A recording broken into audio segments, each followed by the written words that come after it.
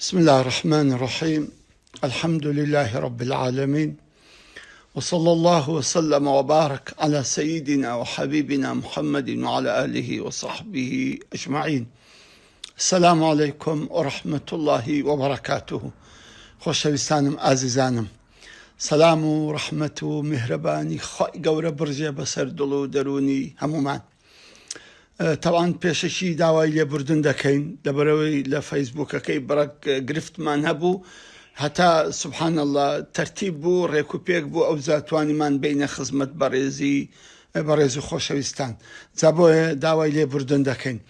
پێشەکی لە خوای گەورە داواکارم، خوا بە لوتف و کەڕەمی خۆی ئەو دەرد و بەڵا و ناڕەحەتی کە ئێستا لەسەرمان هاتووە خوای گەورە لەسەرمان لادەدات. ئیشاءڵڵا خوای گەورە هەمومان دەپارێزیتن لەو ڤایرۆسەی و لە هەموو نەهامەتێک و ناڕەحەتیمان. یا ڕەبی خوای گەورە حفز و سترمان بکە، ئێمە هەمومان لەو ناڕەحەتیە نەجات بدا و بە زووترین کاتیش ئیشاءڵڵا لەو ناخۆشەی نەجاتمان دەبێتن. خۆشەویستانم، خۆشحاڵم کە ئەوە یەکەم جارەوە بزانم، ئەگەر دووەم جاربی ئەوە بەلایڤ بە مباشر لەگەر ئێوەی خۆشەویست و قەدرگران کۆ ئەبینەوە، بە ئومێدی ئەوەی کە بتوانین ئەو چەند دەقەی لە ژیانماندا هەیە فائیدەی لێ بکەین و ئیسیفادەیەکی باشی لێ بکەین. خۆشەویستانم، ئەوەی کە ئەمن دامناوە لە خزمەت ئێوە باسی بکەم، حەدیثێکی زۆر خۆشی پێغەمبەری خوایە صلی الله عليه وسلم، کەم حەدیثە زۆر گرینگە کە ئێمە بەڕاستی خاصەتەن ئەو ماوەی کە زۆر لە ماڵینە زۆر ئیسیفادە لێ بکەین و بتوانین ئینشاءالله شخصەتی خۆمانی پێ تەکامل بکەین. پێغەمبەری خوا عەلەیهی سەڵات وسەلام لە فەرمودەیەکی خۆیدا ئێستا باسی فەرمودەکە دەکەم، ئەویش ئەوەیە باسی سێ علاقەی ئینسان دەکات کە هەموو ئینسانەکان بەگشتیەوە بە تایبەتی موسڵمان سێ علاقەی هەیە. علاقەی بینی خۆی و خوای، علاقەی بینی خۆی و نەفسی خۆی، علاقەی سێم بینی خۆی و غەیری خۆی. ئینسانی کامڵ، مسلمانی کامڵ، ئینسانی عاقڵ، ئینسانی دیندار بەڕاستی ئەو کەسەیە کە ئەو سێ علاقەی هەرسێک مەزبوط دەکات. هەر کەسێک توانی ئەو سێ علاقەی خۆی بەڕاستی مەزبوط بکاتن، ئەوە ئینسانێکی کامڵە و هەم لە دنیاش بە بەختەوەری ئەژی، هەم لە قیامەتیش بە بەختەوەری ئەژی. بەڵام هەر ئینسانێک بەڕاستی نەزانێ ئەم سێ علاقەی خۆی مەزبوط بکاتن، هەم لە دنیا تووشی چێشمە و ناڕەحەتی و نادروستی دەبی و هەم لە قیامەتیش بەڕاستی تووشی ئەزیەت و ئازار و لە پرسینەوە دەبیتن. جا بۆیە ئەم سێ علاقە زۆر گرینگە بەڕاستی ئێمەی موسڵمانان ئەم سێ علاقە بزانین چۆن دروست ئەبێ، چۆن تەواو ئەبێ، چۆن تۆکمە ئەبێتن. چکە علاقەی خۆت لەگەر خوای، علاقەی خۆت لەگەر نەفسی خۆت، علاقەی خۆت لەگەر غەیری خۆت، ئەوانە هەرسێکیان علاقەیان پێکەوەیە. خەلەل لە هەر علاقەیەکیان دروست بێ، لە دووەکەیت کە خەلەل دروست دەبێتن. یەکیان نەقوستان بێ، دووەکانی دیکە نەقوستانی و کەمیان دێتە سەرجا. زۆر پێویستە بەڕاستی ئێمە ئەم سێ علاقەیە زۆر مەزبوط بکەین و بە تایبەتی ئەو ماوەی کە ئێستا لە ماڵێنە و مەزالمان زۆرە و دەشتوانین زیاتر علاقە یەکەم کە ئێستا ئینشاءڵڵا باسی دەکەم تۆکمەتر و پەخوتر و جوانتری بکەین بە ئیزنی رب العالمین. پێغەمبەری خوا صلی الله عليه وسلم ئەفەرمی لەم حەدیثە کورتە، دەفەرمی اتق الله حيثما كنت واتبع السيئة حسنة تمحها وخالق الناس بخلق حسن. سبحان الله. بزانە ئازیزان خۆشەویستانم، ئەم حەدیثە زۆر کورتە، بەڵام مەداری ژیانی ئینسانی هەموو لەسەرە. دەتوانین بڵێین خۆشبەختی دنیا و قیامەت بەو حەدیثەوە بەسراوە.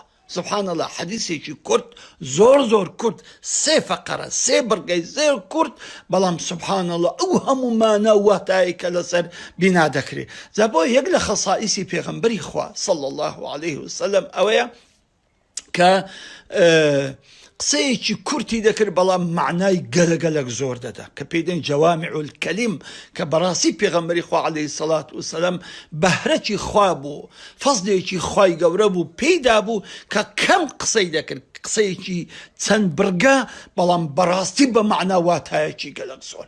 جا بۆی عولەما هاتیونە ئەو قسانە و ئەو برگانەی پێغەمبەری خوایان صلی الله عليه وسلم لێک دایتەوە، ئەبینی بەڕاستی ئەمە زۆر عەزیمە. یەک لەوانە ئەم فەرمودەی پێغەمبەری خوا عەلەیهی سەڵات وسەلام کە ئێمە لە خزمەتی داینە. پێغەمبەری خوا عەلەیهی سەڵات وسەلام لەو فەرمودەی خۆیدا ئەفەرمی بڕگەی یەکەم، دەفەرمی اتق الله حيثما كنت. تۆ تەقوای خی گەورە بکە لە هەر شوێنەکەی. طبعا ئەم حەدیثە باسی ئەوە دەکە، ئەم بڕگەی باسی ئەوە دەکە کە عیلاقەی بینی ئینسان لەگەر خی گەورە چۆنە.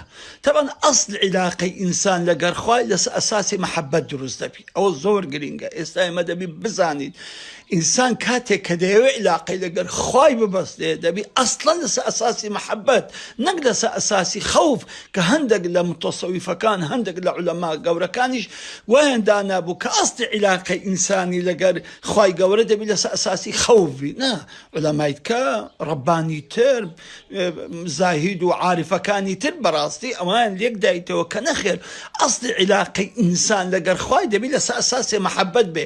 چکە ئەوەی مەحەبەت بە ئینسانی دەکە خەوف بە ئینسانی ناکە. بەڕاستی ئەوەی مەحەبەت وا لە ئینسانی دەکا لە خوای نێزیک ببتەوە و لە شەقەی باڵ بدە و بەرەو مەقامی ئیحسان بڕوا، وەکو ئەوە نییە کە خەوف پێی دروست دەکاتن. ئەسڵەن مەحەبەت باڵت ئەکاتەوە بفری، بەڵام خەوف ئەتبەستێتەوە کە نەفری. جا بۆیە ئەساسی عیلاقەی ئینسان لەگەر خوای گەورە دەبی لەسەر ئەساسی معریفەت بی، لەسەر ئەساسی مەحەبەت بی. ئەو مەحەبەتە بە چ دروست دەبی؟ بە معریفەت دروست دەبی، بە ناسین دروست دەبی. ئێستا بەڕاستی ئینسان دەبی حەوڵ بدە خوای گەورە بناسی. بزانە ئێستا ڤایرۆسێکی بچووک هەموو دنیای لە قاپ ناوە، ڤایرۆسێکی زۆر بچووک کە ئەگە من چکەم هەزاران جار گەورەی کە ئەو جار بیبینی شکڵی چۆنە، ئەو جار بزانە چی لە دنیا کردەوە. ئەوە ناسینی خوایە برای بەڕێزم. بەڕاستی ئەوە ناسینی خوایە. دەبی ئەتو خوا بەوە بناسی کە بزان ئەو خوایە تو چەند عەزیمە. خوا نایە بە ساڕۆخی عەبرە قارە شەڕ لەگە بکە. خوا نایە بە چیمیاوی و نازان بە چی و چی بە ذەڕەی شەڕ لەگە بکە. خوا یەک ڤایرۆسی خۆی دەنێری زۆر بچووک کە بە چاو نادیترێ. ئەوانەی کەزل هێزی دنیان خۆیان لە ژوورێ ناوە، نەکۆ ڤایرۆسە بیان کوژی، نەکۆ ڤایرۆسە ڕاویان بکاتن. سوبحان الله. بزانە ئەمە عەزەمەتی خوایە. بۆیە ناسینی خوای زۆر گرینگە بۆ ئەوی ئێمە ئەساسەکەمان کە مەحەبەتمان بۆ دروست بێت. ناسینی خوای گەورە بە سێ شکڵ دەبێت. ئینسان بە سێ زۆر ناسینی خوای گەورە بۆ دروست دەبێت. ناسینی یەکەم لە کتێبەکەی خۆیتی کە قورئانە. بزانە خوای گەورە بەشێکی زۆری ئەو قورئانە تەرخان کردو بۆ ناسینی خۆی، بۆ تعریفی خۆی، بە ناوە جوانەکانی خۆی، بە دەسەڵاتەکانی خۆی، بە ئیشەکانی خۆی، بە کارەکانی خۆی. ئەو هەموو قسەی سابقین کە خوای گەورە دەجێرتەوە، ئەو هەموو غەزەبانی کە لە قەومەکانی تری گرتووە، ئەوە هەموو ناسینی دەسەڵات و گەورەی و میهرەبانی خۆیتی. ئەو هەموو فەزل و گەورەی و نعمەتانی کە خوای گەورە دەجێرتەوە لە قورئانێ، ئەوە هەمووی بە ناسینی خۆیتی. ئازیزم، خاڵی دووەم کە خوای گەورە خۆی بە بەندەکانی خۆی دەناسێنیتن لە خلالی ئەو کەونەیە. تاوان ئەو کەونەش قورئانێکە، بەڵام قورئانێکی سامتە، بێدەنگە، قورئانێکی منظورە. ئەویتکەیان قورئانێکی مەقڕوءە، ئەی خوێنینەوە، بەڵام ئەو قورئانە منظورە. ئەوەی خوێندەواری هەبی، خوێندەواری نەبی دەتوانی تەماشایکە، تەماشای ئەو کەونەیکە. سبحان الله، عجائب و غرائب. تەماشای ئاسمان دەکەی، تەماشای ئەستێرەکان دەکەی، تەماشای بەحر دەکەی، تەماشای حیواناتی سەرزەوی دەکەی، تەماشای هەر شوێنێک دەکەی، شاخ و داخ و باران و ئەستێرە و هەور و هەورە تریشقە و هەرچی لەو کەون و کائیناتەیە کە ئینسان تەماشای دەکە. سبحان الله، بەڕاستی گەورەی و دەسەڵات و ڕەحم و بەزەی و میهرەبانی و جەلال و جەمالی خوای گەورەی بۆ ئاشکرا دەبێتن. خاڵی سێم کە ئینسان خوای گەورە پێ بناسی، بۆی مەحەبەتی لەسەر دروستکە، ناوە جوانەکانی خۆیتی. ئەسماء اللهی الحسنى. بەڕاستی ئەو ناوە جوانانەی خوای گەورە زۆر زۆر گرینگە. ئینسان لەو دەرکەی ناوە جوانەکان بستە ژۆرێ، بستە ئەو مەلەکوتەی خوای گەورە دروستی کردووە، بستە ناو ئەو عالەمەی کە خوای گەورە باسی لێوە ئەکاتن. جا بۆیە ئەگە کتێبەکانی مامۆستا سعید نەوروسی بخینیتەوە، هەر هەمووی سبحان الله شەڕی ئەسماء الله الحسنى هیچ کەنیە. سبحان الله، هەمووی ئەم کتێبە لە بەرجی یەکەمی هەتا بەرجی نوێمی هەر هەمووی باسی ئەسماء الله الحسنى دەکا، ناوە پاک و بێگەردەکانی خوا دەکە لەم کەون و کائیناتانەدا. جا ئەزیزان، ئینسان بەم سێ جۆرە دەتوانی خوای گەورەی خۆی بناسی. کە ئینسان خوای ناسی گەورەترین علەتی لە کۆڵ ئەبێتەوە کە پێدێن جەهل. چکە بەڕاستی جەهل پەردەیەکی زۆر زۆر تاریکی ئەستورە لە بینی ئینسانەکان و لە بینی خوا. هەر کاتێک جەهلت پەیدا بوو بەرامبەر خوای گەورە گوناح ئەەکەی، بێسەروبەری ئەەکەی، هەموو شتێکی ناڕێک ئەەکەی. بەڵام هەر کاتێک کە بەڕاستی ئەم جەهلە لاکەت خوای گەورەت ناسی بەو سێ هۆکارێک کە باسمان کرد، بەڕاستی ئەو وەختی بەڕاستی ناسینی خوای گەورەت بۆ بەدیار دەکەوێت. ئەو وەختی تووشی عشق و ئەوینی خوای گەورە دەبی، ئەوەندە خوای خۆت خۆش دەوێ لەبەر خۆشەویستیان بێ ئەمری ناکەی، لەبەر مەحەبەتت لە بۆ خوای گەورە یەک نوێژە ناسی، لەبەر مەحەبەتی تو لە بۆ خوای گەورە شتێک ناکەی کە خوا پێ ناخۆش بی، شتێک ناکەی کە پێغەمبەری خوا صلی الله عليه وسلم دڵی پێ عاجز بی. لێکەواتە ئەزانم بەڕاستی زۆر گرینگە ئێمە ئەسڵی ئەساسی ناسینی ئێمە لەگەر خوای گەورە لەسەر ئەو ئەساسی مەحەبەتە بێتن. سبحان الله. بۆیە باسی ئەو ڤایرۆسەم کرد. پێم خۆشە بزانین ئازیزانم نەکەن جوێن بەو ڤایرۆسە بدەن، چکە ئەم ڤایرۆسە هاتووە وەزیفەیەکی هەیە. خوای گەورە کە ناردوویەتی وەزیفەیەکی هەیە، هەتا ئەو وەزیفەیە لەسەر ئەم زەویە جێبەجێ دەکە، ئەو جا بە ئەمری خوای گەورە دەڕواتن. ئەخە ئەگە ئەو ڤایرۆسە نەبایە قەت ئەو زلهێزانە بە چۆکدا نەدەکەتن بەرامبەر دەسەڵاتی خوای گەورە. دیار بوو جێمان لێ دەبوو، هەسمان پێ دەکرد ئەم زلهێزانەی دنیا تەحەدای خۆیان دەکرد، تەحەدای دەسەڵاتی خۆیان دەکرد، خۆیان لێ بوو بۆ ئیلا، خۆیان لێ بوو خوا.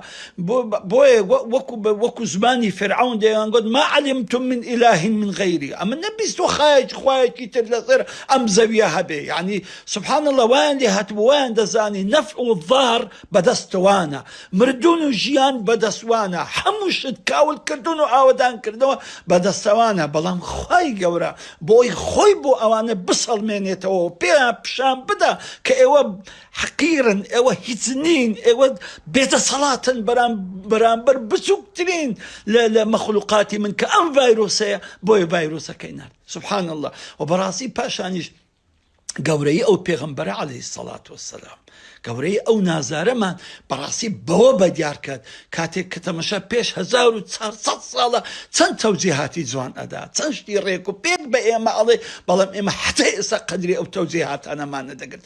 هەتاکو ئێستا لە شکۆ و لە هەیبەت و لە گەورەی ئەو پێغەمبەرە نازارەمان نەدەزانی صلی الله عليه وسلم. و پاشانیش لۆمان ئیسپات بوو کە بە حەق دینی خوا کە ئیسلام دینی حەقی خوای گەورەیە، کە بەڕاستی تاقە دینە مرۆڤایەتی پێدە حەسێتەوە، کە تاقە دینە بەڕاستی عەدالەتی و دادوەری و خۆشبەختی و خۆشژیانی تێدایە لە بۆ مرۆڤەکان. کەواتە تاقە دینێ کە ئەبێ هەموو مرۆڤایەتی بە دوای بکەون و دەستی پێوە بگرن ئەم دینی خوای کە ئیسلامە. جا بەڕاستی زۆر شتیت کەش کاکە ئەو کەونە ئەم بوونەوەرە پیس ببوو، کاکە پیس ببوو بەو معاملانە، بەو هەموو مەسانیعانە، بەو هەموو دووکەڵانە. بزانسە هەموو دنیا حەسایتەوە، هەموو دنیا حەسایتەوە. سبحان الله. بەس بە یەک ڤایرۆسی کە هاتووە. جا بەڕاستی ئینسان چەند فکر لە ناوە جوانەکانی خوای گەورە لە شتە دروست کراوەکانی خوای گەورە دەکاتن. بەڕاستی زیاتری خوای گەورەی خۆی بۆ ئاشکرا دەبێت لە عەزەمەتی، لە دەسەڵاتی، لە هەیبەتی، لە گەورەی. جا بۆی عولەما ڕزا و ڕەحمەتی خۆیان لێبێ ئەیان فەرموو مەساکین و ئەهل الدنیا، بەڕاستی ئەهلی دنیا زۆر بەدبەخت و غەریب و فەقیرن. لەبەر چی؟ دەیان فەرموو خەرەجوا منها وما ذاقوا ئەطیب ما فیها، لە دنیا دەرچوون خۆشترین شتیان تام نەکرد. گوتیان چی خۆشترین شت؟ فەرمووی ناسینی خوایە. جا بەڕاستی ئێمە ئەو ڕۆکە پێویستمان بە ناسینی خوایە. ناسینی خوای گەورە وچی گوتمان بەو شێشتەی کە گوتمان زۆر ئینسان خوای گەورە ئینسان خۆی پێدەناسی، دەسەڵاتەکانی خوای گەورە پێدەناسی، ئاشنا ئەبێ بە ناوە جوانەکانی، ئاشنا ئەبێ بە سیفاتە بەرزەکانی، بۆی زیاتر و زیاتر لە خوای خۆی نێزیک ببتەوە. کەواتە ئێستا تو بەو ناسینی خوای گەورە مەحەبەت لۆ دروست بوو، کە مەحەبەت لۆ دروست بوو تەقواش لۆ دروست دەبی. اتق الله حيث ما كنت. سبحان الله. تەقوا چییە؟ تەقوا ئەوەیە ئەو شتانە بکەی کە خوا پێی خۆشە، ئەو شتانە نەکەی کە خوا پێی ناخۆشە. خوا لەو شوێنەی بتبینی کە پێی خۆشە، لەو شوێنانە نەتبینی کە پێی ناخۆشە. کەواتە بزانە کەواتە بەڕاستی تەقوا بە چ دروست دەبێ؟ بە ناسینی خوای گەورە، بە محەبەتی خوای گەورە. محەبەت بە چ دروست دەبێ؟ بە ناسینی خوای گەورە. جا بۆ یەکەمین شتی ئێمە کە بەڕاستی بەشێکە لەو حەدیسە کامڵکردنی بینی خۆمان و بینی خوایە. بەچی؟ بە تەقواداری. بەڕاستی ئێستاش فرسەتە لە ماڵێ ئەتوانین تەقوایەکی زۆر باش بکەین، لە زیکرێکی زۆر، لە تاعەتێکی زۆر، لە مطالعەیەکی زۆر، لە شەونوێژێکی زۆر دەتوانین زۆر بە ڕۆژی بین و بەڕاستیش دەتوانین خێر و خێرات بکەیت، خاصەتەن ئەمڕۆکە کە خەڵکێکی زۆر بێدەرامەت و فەقیر و دەستکرد و هەژار بەڕاستی لە ماڵەکانی خۆیان ئەگەر ڕۆژ بە ڕۆژ نێنە دەرە پەیدانەکە نیتیان سەر لە مارێ قەتیز بوونە لە مارش ناتوانین بێنە دەرێ لەبەر ئەو ڤایرۆسە. ئەو ڕۆژی مەردانە، ئەو ڕۆژی بەهیمەتانە، ئەمڕۆ ڕۆژی ئەو کەسانەیە کە بەڕاستی دەستی خەڵکی بگرن و لەو کات و ساتەدا یارمەتیان بدەن. تەمان یەک لە ئەسبابی ئەوەی کە خوای گەورە شیفات بۆ بنێری، کە خوای گەورە لە دەرد و بەڵا بتپارێزی سەدەقەیە. بەڕاستی سەدەقە ئەتپارێزی لە هەموو دەرد و بەڵاو ناڕەحەتێکی، لە هەموو ناخۆشێکی. بۆیە پێغەمبەری ما عەلەیهی سەڵات وسەلام پێغەمبەری ئازیزمان تاجی سەر و نوری چاومان محەممەد المستەفا صلی الله علیه وسلم ئەیفەرموو داوە مەرضاکم بالسەدەقە، ئێوە عیلازی نەخۆشیەکانی خۆتان بکەن بە سەدەقە. بەڕاستی ئەو کەسەی کە سەدەقە دەکا خوای گەورە بە سای سەدەقەکەی شیفای بۆ دەینیتن. ئەو دەرمانانەی ئەیخواتن بۆی ئەکاتە شیفا، ئەگەنە هەموو دەرمانی دنیای بخۆ ئەگەر خوای گەورە شفای بۆ نەنووسیبی نابی.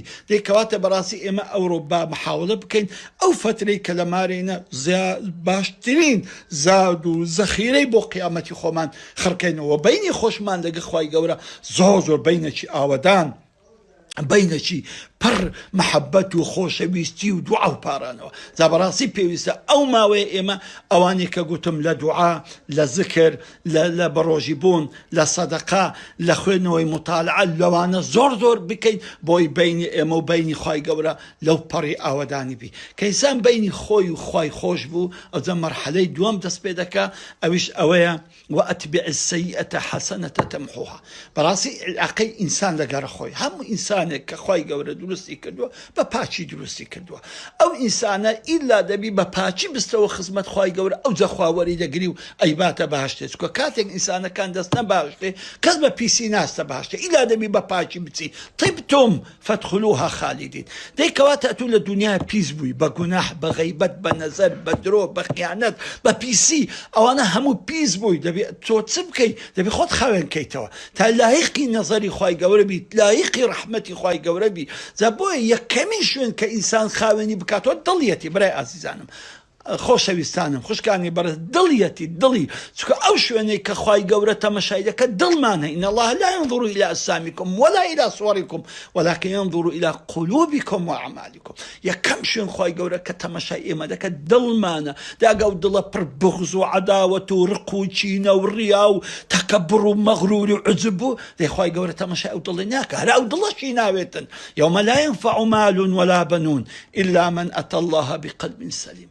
بۆیە بەڕاستی دەبێ ئێمە لەو مەرحەلەدا خاصە ئێستا لە مارێنە فرسەتە بەڕاستی واز لە گوناح بێنین، واز لە نەزەر، واز لە غەیبەت، واز لە درۆ، واز لە بوختان، واز لە کبر، واز لە عجب، واز لە ڕیا، واز لە هەموو ئەو نەخۆشیانەی بینی زاهری و باتینی. ئەوانە علاقەی بە دڵی هەیە و علاقەی بە ئەندامەکانی تر هەیە.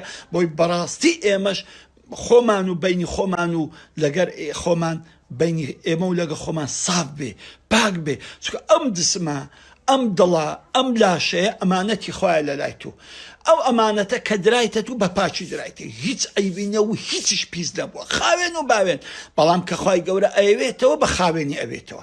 هەر کەسێک ئەو ئەمانەتەی بە پیسی تەسلیم خوای گەورە بکە، خوا بە ئاگری جەهەنەم دەی سوتێنیتن. ئەو یەقینتان بێ. بۆیە ئاگری جەهەنەم مەرحەلەیە کە لە پاکبوونەوەی ئینسانەکانی ئەوانەی گوناحیان زۆرترە لە چاکەیان بۆی پاک ببنەوە ئەو جا بستنە بەهەشتێ. جا بۆیە بۆ ئێمە بسووتین، تەحملی ئەو سوتانە ناکەین براکانم، خوشکەکانم. بەڕاستی ئێمە تەحملی ئەو عەزاب و ئەشکەنجە و ئازاری قیامەت ناکەین. جا بۆیە بۆ بە پاچی ئێستا نەچینەوە خزمەت خوای گەورە. جا بۆیە بەڕاستی پێویستمان بەوەیە ئەو مەرحەلەی کە لە ماڵێنە زۆر ئیحتیمام بە دڵ و دەرونی خۆمان بدەین، بە خاوێنکردنەوەی دڵ و دەرون، کە زۆر مهمە. ئەوە شاراوەیە تۆ کە ڕیا بازی کە تۆ عوجبت هەیە، تەکەبڕت هەیە، ڕیا ئەوە ئیشی بە بێسەر و بەر دەکەی، بە ڕیا دەکەی، یان هەموو ئەو نەخۆشیانی کە علاقەی و حەسەد و ئەوانە کە بە دڵ هەیە دیار نییە، زاهیری نییە، باڵتی نییە، بەڵام مارکاولکردن. یعنی بەسە کە پێغەمبەری خوا عەلەیهی سەڵات وسەلام دەفەرمێن ناستا بەهەشت لا يدخل الجنة من كان في قلبه مثقال ذرة من الكبر. تۆ یەک مسقالە زەڕە تەکەبڕ و عوجب و کەیف هاتنت لە دڵدا بیناسیە باش بزانە خۆ نەیگوتێ کەسە یەک دوڕێ بکە ناسە باش بەڵام گوتیتی یەک زەڕە تەکەبڕت هەبی ناچێ باش بزان چەند خەتەرن نەخۆشەکانی دڵ و دەروونمان چەند خەتەرن جا بۆیە بەڕاستی پێویستە لە ماڵێ ئەو مەرحەلەدا محاولە بکەین ئەو نەخۆشیانە لە خۆمان دوور بێخینەوە ئەو دەردە پیسانی لە ناو دڵ و لە زاهیرماندایە دووریان بێخینەوە بۆی پاک بینەوە بۆ علاقەی دووەممان کە علاقەی ئێمەیە لەگە نەفسی خۆمان علاقەیەشی پاک بێ بۆی پێغەمبەر فەرمووی عەلەیهی السەڵات وەسەلام وأتبع السیئەة حەسەنە تەمحوها وأتبع السيئة حسنة تمحوها هەر خراپەکە کرد چاکەچی لە دوو بکەڕەشی دەکاتەوە دێکەواتە هەرچی خراپەمان کردو دەبێ ئێمە بە چاکە جوابی بدەین هەرچی نەزەرت کردو دەبێ بە قورئان خوێندن چاچیکەیەوە هەرچی گوێ لە گۆرانی بێسەر و بەر بۆ دەبێ بەجێگرتن لە قورئان چاچیکەیەوە هەرچی بغز و عەداوەتت هەبوو دەبێ لە مەودووە بە دوعای خێر و مەحەبەتی مسلمانان و زگپێستانی مسلمانان و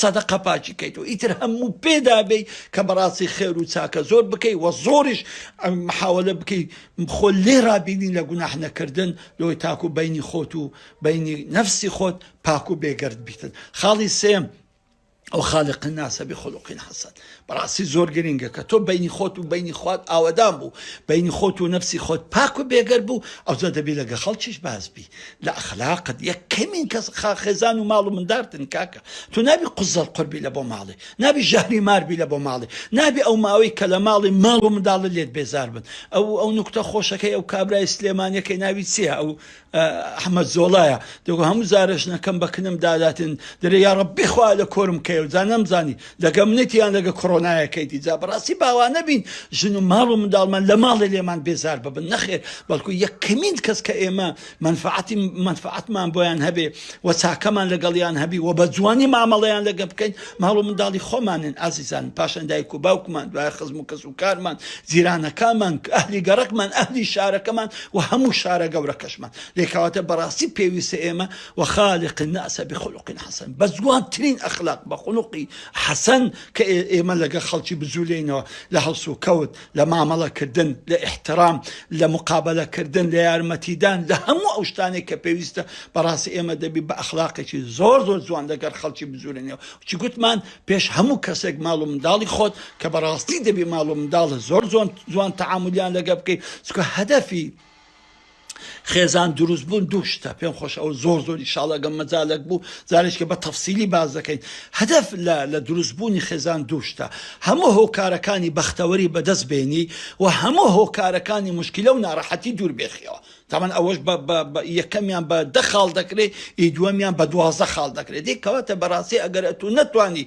بینی خۆت و خۆت ئاوەدان بوو بینی خۆت و نەفسی خۆت ئاوەدان و پاک بوو بەڵام لەگە ماڵ و منداڵت ناڕێک بووی لەگە خەڵکی ناڕێک بووی کەواتە بەڕاستی خەلەل هەیە لە علاقەی یەکەم و دووەمت خەلەل هەیە علاقەی یەکەم و دووەمت خەلەلی تێدا بۆیە ئیسەیەمیشت ئەوها بێسەر و بەرە زە ئازیزانم بەڕاستی زۆر زۆر گرنگە ئێمە ئەو فترەی لامارێنە بە ئەم حەدیسەی پێغەمبەری خوا عەلەیهی السەڵات وسەلام جێبەجێ بکەین بە ئومێدی خوای گەورە بتوانین بەڕاستی ئینسانێکی کامڵ و ڕێک و پێکمان لێ دەرچی کاتێک کە دەچینە دەرە گۆڕابین نەفسمان دڵمان ئەخلاقمان هەستانمان دانیشتنمان دینداریمان مزگەوتمان جومعەمان هەر هەمووی گۆڕابی بەچی بەو دەورە تەدریبیەی کە ئێستا لە ماڵێنە بۆ چاکردنی خۆمان بۆ چاکردنی بینی خۆمان و بەگەر خوای بینی خۆمان لەگە نەفسی خۆمان لەگەر خۆمان و لەگەر غەیر خۆشمان جای تر هیچ کە سەرتا نایەشێنم بە هیوای ئینشاڵڵا چەند جارێکی تر بە خزمەت ئێوەی ئازوز و خۆشەویست بگەینەوە بۆی بتوانین کاتەکانمان پڕفائیدە و بە سوود و بە قازانج ببینە سەرێ تاکو دیدار بەخوای گەورەتان دەسپێرم وەسەلام عەلەیکم وەڕەحمەتوڵڵاهی وەبەرەکاتوه